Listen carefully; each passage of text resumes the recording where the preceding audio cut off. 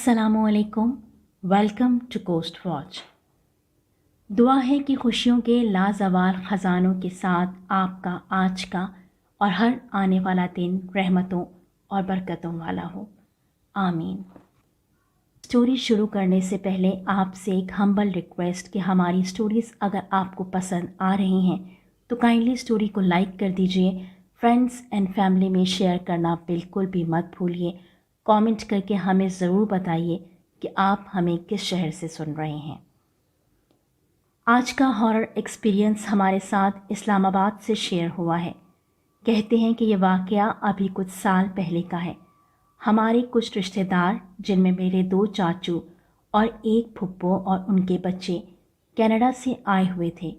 और आपको पता है कि जब कोई पाकिस्तान आता है तो फिर घूमने फिरने नॉर्दर्न एरियाज़ का ट्रिप लाजिम हो जाता है। हम टोटल 12 लोग थे और हमारे पास हाईएस्ट वैन थी। और मैं एक चीज़ आपको पहले ही बता दूं कि मैंने काफ़ी जगहों पर कुछ एंटिटीज़ को एक्सपीरियंस किया हुआ है। मेरी अपनी फैमिली यानी मेरे वालिदैन बहुत ज़्यादा नमाजी और कुरान की तलावत तो डेली लाजमी होती है। और मैं या कभी मेरा भाई, हम दोनों की ड्यूटी होती थी कि मगरिब और फजर की आज़ान बाकायदा आवाज़ से बुलंद घर में देना। मेरे वालिद मिलिट्री में रह चुके थे और बाज़ इलाक़ों में उन्होंने बहुत से वाक़यात एक्सपीरियंस किए। तो वो कहते थे कि बेटा, अगर इस मखलूक के शर से बचना है तो सिर्फ़ और सिर्फ कुरान, नमाज और अस्कार तुम्हारी मदद कर सकते हैं, वरना उनके बकौल उन्होंने लोगों की ज़िंदगियां ख़राब होते देखी हैं। बचपन ही से हमारी ट्रेनिंग ऐसी थी, नॉलेज रखते थे हम इन चीज़ों के बारे में। और मैंने बज़ाते ख़ुद वालिद के मिलिट्री में होने की वजह से, काफ़ी घरों और काफ़ी इलाक़ों में रहने की वजह से ये चीज़ें एक्सपीरियंस की। तो मेरे अंदर से डर ख़त्म हो चुका था इस मखलूक का। और हमारे वालिद साहब के साथ ख़ुद इतने वाक़यात हुए थे, हमने अपने पेरेंट्स से सुन रखा था। हमारी वालदा बाकायदा हमें समझाती थीं कि इन्हें नुकसान ना पहुंचाना और कोशिश करना कि अगर नेक जिन्नात हैं तो इन्हें तंग ना करो और अपनी हिफाजत हिसार से करो कि अगर शरीर जिन्नात हैं तो अपना बचाव कर सको। हमारी कज़न्स पाकिस्तान एक बहुत लंबे अरसे बाद आए थे। इससे पहले जब वो आए थे तो हम पाकिस्तान में नहीं थे, इसीलिए बहुत अरसे बाद हमारी मुलाकात हो रही थी। वालिद साहब अक्सर महफ़िल लगाते थे हमारे साथ और हमें किस्से सुना रखे थे उन्होंने अपने, इसलिए सबको बड़ी दिलचस्पी थी। और मेरे 2 कज़न्स तो बहुत ज़्यादा जिन्नात के बारे में जानना चाहते थे। इस ट्रिप में अक्सर हमने इस मखलूक को डिस्कस किया और जो मालूमात और जो एक्सपीरियंसेस मेरे थे मैंने अपने कज़न्स के साथ शेयर किए। मेरी कज़न्स में 2 लड़के जो मेरी उम्र के थे और उस वक्त मेरी उम्र कोई 22 साल थी और मेरी फुप्पो की बेटी 16-17 साल की थी। हम स्कर्दू पहुँचे। हमारा प्रोग्राम नॉर्दर्न एरियाज़ को एक्सप्लोर करने का था। सब कुछ ठीक से जा रहा था। हम स्कर्दू पहुँचे और वहाँ से हमने नारान और कागान की तरफ आना था। स्कर्दू से नारान का सफ़र अच्छा खासा लंबा है। रास्ते में जगह जगह खूबसूरत मनाज़िर थे।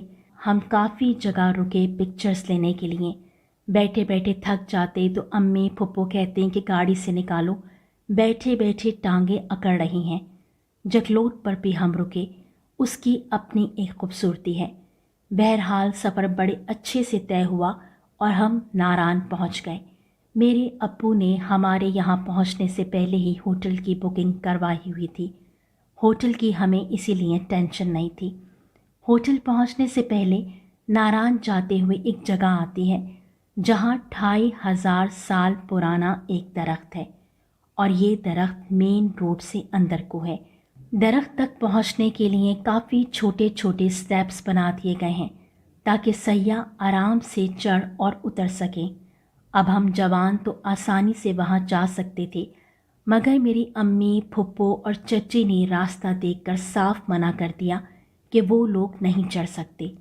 अब हम लड़के, अब्बू और चचा और फुप्पो की बेटी, हमने कहा कि हम थोड़ी देर में वहाँ रुक कर आते हैं।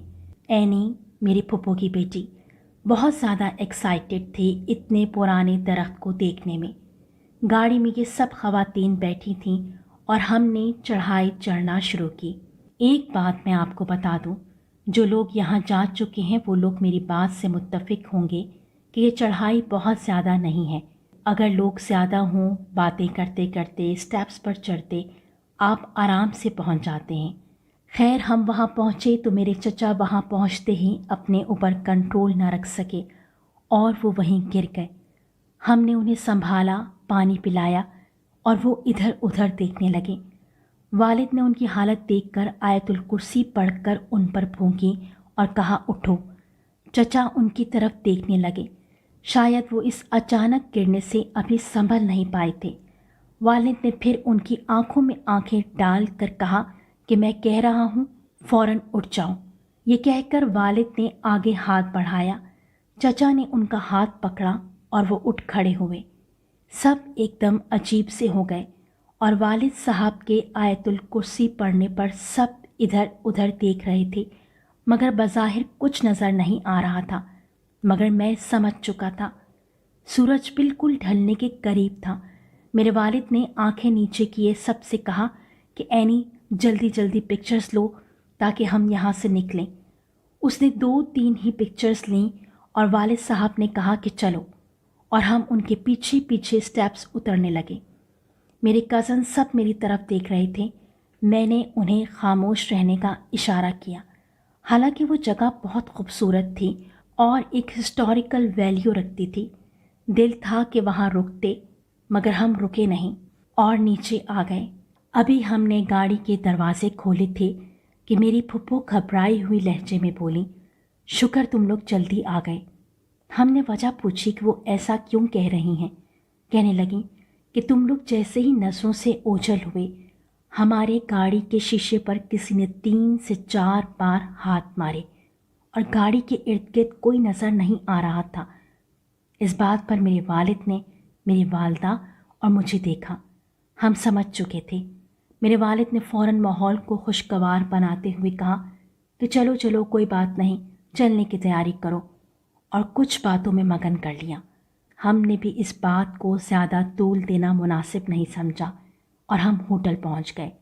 اس بیچ میں میرا کزن آنکھوں ہی آنکھوں میں مجھ سے پوچھنے کی کوشش کر رہا تھا، مگر میں نے اسے پھر اشارہ کیا کہ ابھی خاموش رہو۔ ہم ہوٹل پہنچے۔ ہمیں ہوٹل میں 3 کمرے ملے۔ 2 کمرے سیکنڈ فلور پر اور 1 کمرہ فرسٹ فلور پر تھا۔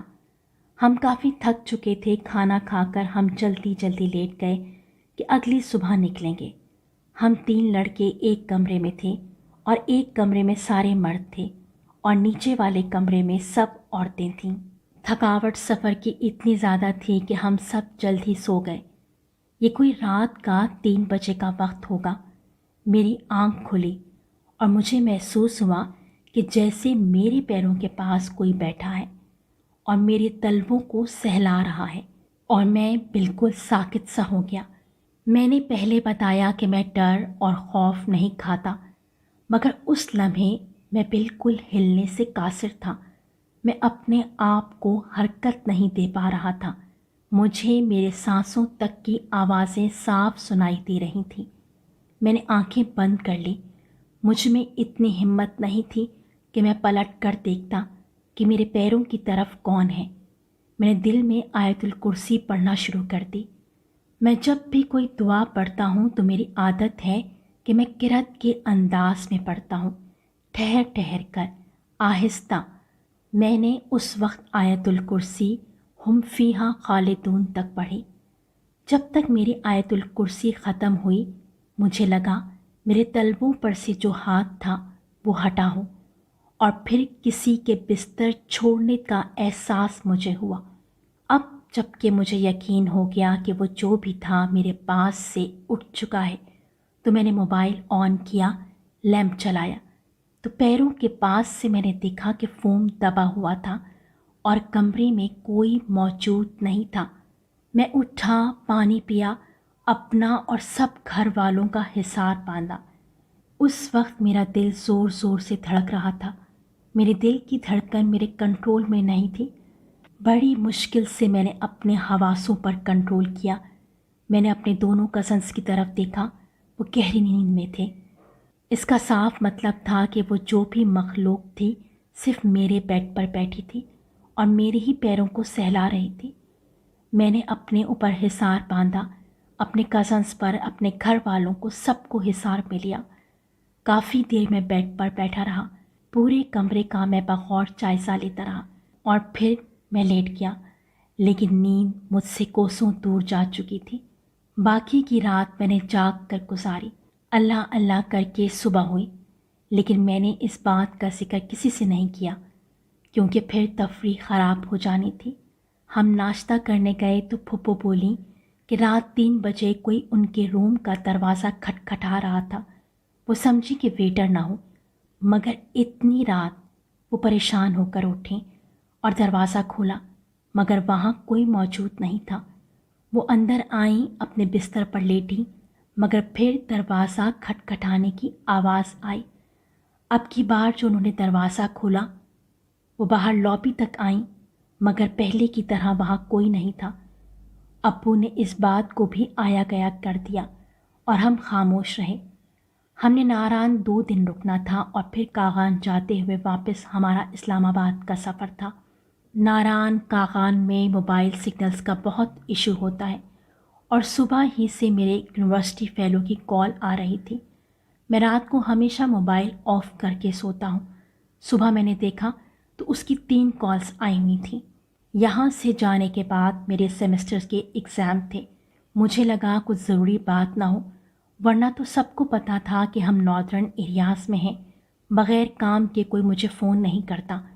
اب میں اسے فون کروں تو لائن بار بار ڈراپ ہو جائے۔ میں ہوٹل سے باہر آیا اور ساتھ میں میرا کزن بھی تھا۔ ہم ایک جگہ رکے، یہاں سگنلز بہتر تھے۔ میں دوست سے بات کرنے لگا اور میرا کزن اور میں جس جگہ کھڑے تھے وہاں بڑے بڑے درخت تھے۔ میرا کزن ذرا ادھر ادھر گھومنے لگا اور جگہ کو دیکھنے لگا۔ اچانک وہ بھاگتا ہوا آیا، کہنے لگا، اویس، اس درخت پر میں نے ایک آدمی کو دیکھا ہے جو براؤن پینٹ اور کوٹ میں ہے اور اس کے سر کے اوپر ہیٹ ہے، اور وہ درختوں کے بالکل اوپر ایک باریک سی شاخ پر بیٹھا ہے۔ میرے کزن کا انداز بڑا گھبرایا ہوا تھا۔ میں فون پر بات کر رہا تھا۔ میں نے لائن بند کی تاکہ صحیح سے اس جگہ کو دیکھ سکوں۔ ایک درخت کے پاس جا کر وہ رک گیا اور کہنے لگا، ابھی تو یہی تھا۔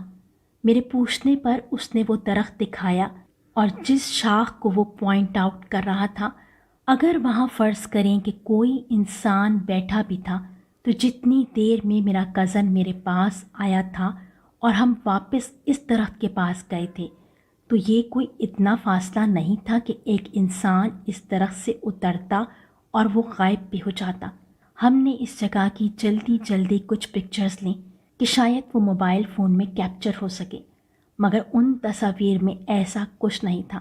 میرا کزن بے حد گھبرایا ہوا تھا، کہنے لگا، اویس، سوچو، اس درخت کی شاخیں بہت پتلی ہیں، اتنی پتلی شاخوں پر کسی انسان کا بیٹھنا ناممکن ہے، اور وہ اسی پتلی شاخ پر بیٹھا ہوا تھا۔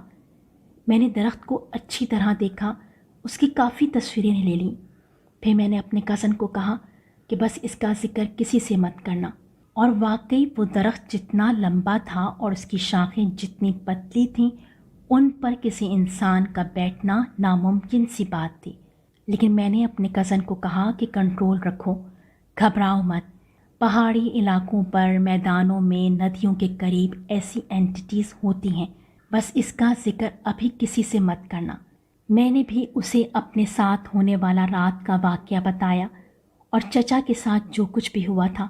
میں نے کہا کہ باقاعدہ چچا کو کسی نے دھکا دیا تھا۔ میں نے اس سے کہا کہ تمہیں بہت شوق تھا نا ایسی چیزوں کے دیکھنے کا۔ اس کے چہرے سے صاف لگ رہا تھا کہ وہ یہ سب باتیں سن کر اور اس مخلوق کو دیکھ کر ڈر گیا تھا۔ ظاہر سی بات ہے، انسان جتنا بہادر کیوں نہ ہو، سامنے ایسی مخلوق کو دیکھ کر ڈر لازم ہے۔ خیر، میں نے منع کیا کہ ابھی دیکھو کسی سے ذکر مت کرنا، گھر جا کر دیکھیں گے، آیت الکرسی پڑھتے رہو۔ سارا دن ہم سب کا باہر گزرا۔ ہم اسی دن وہاں سے نکل جاتے، مگر والد صاحب کے ایک دوست نے شام تک وہاں پہنچنا تھا اور ہمیں ان کا انتظار کرنا تھا کہ وہ پہنچیں تو ایک اور رات یہاں رہ کر انہی کے ساتھ آگے ہم نکلیں۔ اس رات ہم کافی دیر تک جاگے، خوب باتیں کرتے رہے۔ اکتوبر کا مہینہ تھا، ٹھنڈ شروع ہو چکی تھی، کبھی کافی کبھی نٹس، یہ سب چل رہا تھا اور ہم سب ایک کمرے میں موجود تھے۔ ابو، چچا، پھپھو کے پرانے قصے چل نکلے، یعنی ایک بڑا اچھا ماحول بنا ہوا تھا۔ اسی سب کے بیچ میں ہماری کزن اینی اٹھی کسی کام سے، اٹھتے کے ساتھ ہی وہ وہیں کھڑی رہی کافی دیر تک۔ اچھا، ہم سب اپنی باتوں میں لگے ہوئے تھے، 1-2 منٹ وہ جس اینگل میں کھڑی تھی وہیں کی وہیں وہ رکی رہی۔ میری پھپھو نے اینی کی طرف دیکھتے ہوئے میری امی کا ہاتھ دبایا۔ امی نے انہیں خاموش رہنے کا اشارہ کیا۔ اب سب اس کی طرف متوجہ تھے۔ ابو آگے بڑھے اور ابو نے کہا اینی، اور اینی بالکل خاموش۔ ابو نے پھر آواز لگائی اینی، لیکن اینی کا کوئی ری ایکشن نہیں تھا۔ ایسا لگ رہا تھا جیسے اینی کو سنائی نہ دے رہا ہو اور وہ کسی چیز کو بغور دیکھ رہی تھی، اور وہ اتنا زیادہ محو تھی کہ وہ ہلنا تک بھول چکی تھی۔ میرے ابو نے اس کے بالکل قریب جا کر اس کا شانہ ہلایا تو وہ ایک دم سے چونکی اور میرے ابو کی طرف دیکھتی ہوئی بولی، یہ انکل۔ بظاہر سامنے کوئی موجود نہیں تھا اور وہ بس ایک طرف روحانسی ہو کر دیکھے جا رہی تھی۔ ابو نے فوراً آیت الکرسی پڑھنا شروع کی اور آیت الکرسی پڑھتے پڑھتے وہ کھڑے کھڑے صوفے کی طرف گر گئی۔ پھپھو بھاگی اس کی طرف آئیں، سب نے پوچھا کیا ہوا۔ اس نے بتایا کہ وہی براؤن کوٹ اور ہیٹ والا آدمی جو میری کزن کو دن میں نظر آیا تھا، درخت پر بیٹھا ہوا، وہی اینی کو بالکل اپنے سامنے اس کمرے میں موجود نظر آیا، اور اینی کے بقول وہ اس کی طرف دیکھتی رہی اور وہ اسے دیکھ دیکھ کر ہنستا رہا۔ اس وقت میرے ابو نے اس مخلوق کو پکار کر اس سے بات چیت کی کہ دیکھیں، ہم یہاں صرف اس خوبصورت مقام کو دیکھنے اور سیر کرنے آئے ہیں، ہم میں سے آپ کو کوئی تنگ نہیں کرنا چاہتا، آپ پلیز ہمیں تنگ نہ کریں، اپنا آپ ہم پر ظاہر نہ کریں، ہم صبح تک یہ جگہ چھوڑ دیں گے، اور اگر ہم میں سے کسی نے انجانے میں آپ کو تکلیف پہنچائی ہے، آپ ہم سب کو معاف کر دیں۔ ابو کا یہ کہنا تھا کہ کمرے میں اب سے کچھ دیر پہلے جو ایک ہلچل سی محسوس ہو رہی تھی، باقاعدہ ہمیں لگا جیسے پن ڈراپ سائلنس ہو گیا ہو، اور اس کی کچھ دیر بعد ہمیں لگا کہ کمرے سے کچھ لوگ باہر نکلنا شروع ہوئے ہوں۔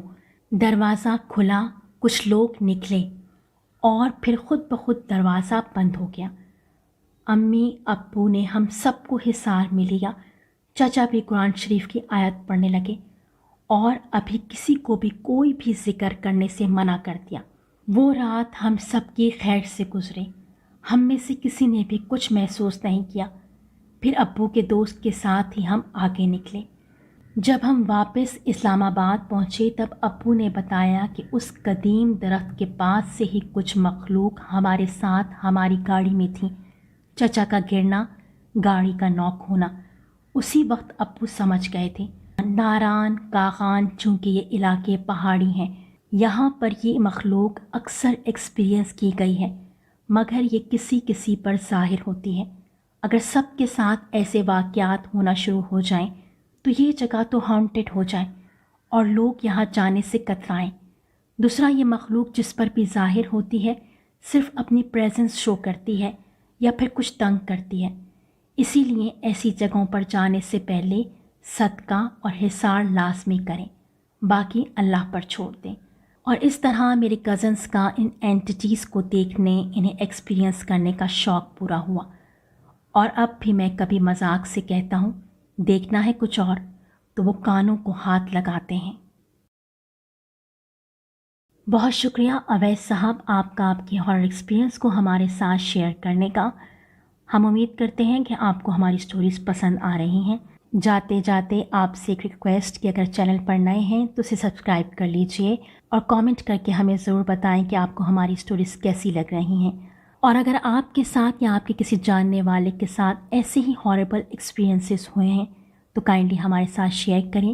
ڈسکرپشن باکس میں ای میل ایڈریس دے دیا گیا ہے۔ Thank you so much.